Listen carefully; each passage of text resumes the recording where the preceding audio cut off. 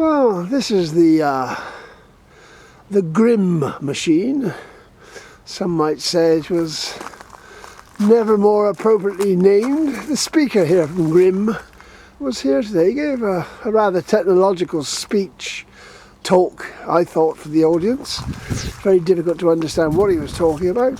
In fact, I'm not quite sure. He was on about this mechanisation, the continuing. And he showed how over the last couple of 100 years we've gone from a very primitive system with a fork and a spade and human effort producing food for people or whatever they're doing.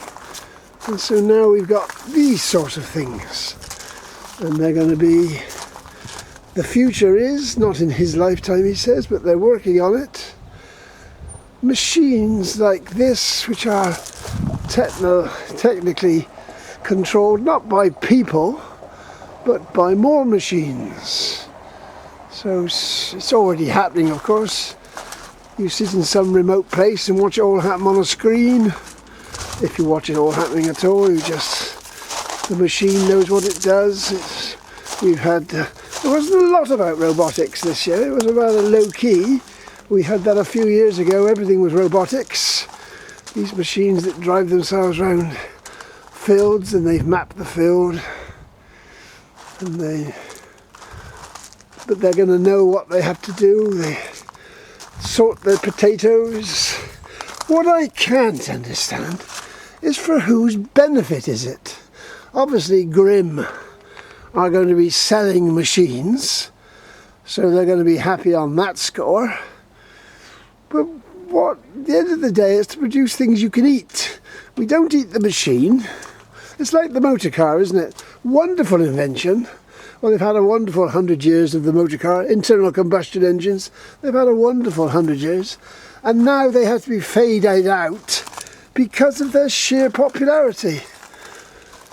And the world's the same size. Travel is the same. They used to travel across everywhere by a sailing ship, and the wind used to take people. But now we've got something of this complexity.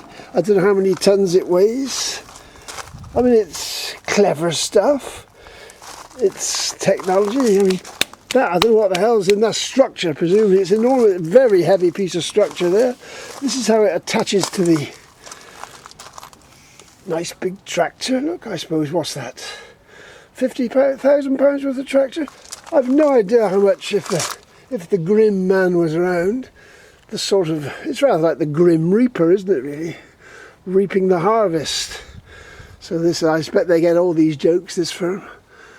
And look at the number of potatoes of its potatoes could be streaming down there.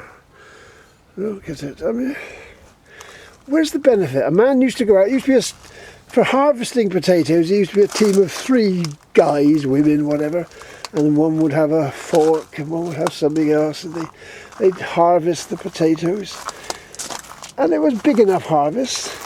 I was back in the 19-whatevers. They were producing vast amounts of potatoes in Jersey. No, they didn't have big red machines like that. This is a John Deere. Look at the size of that. Look at it. But you see these things trundling along. I presume a lot of these are on hire. I don't know if they're owned. I mean, I just don't know what's a tractor like that. £50,000, £60,000. Look at the size of it. Look at the weight. Look how it compacts the ground. That was always the little grey Fergie. It didn't compact the ground. And they go on and on about quality of soil. But look at this thing. This has to go around. How many tons is that? It's on I don't know. It's just a couple of wheels at the back there. 3 wheels, 4 wheels. Look at it. I wish somebody would say who's benefiting. They're almost like they're turning in farming into another division of the finance industry. That seems to be what they're aiming for.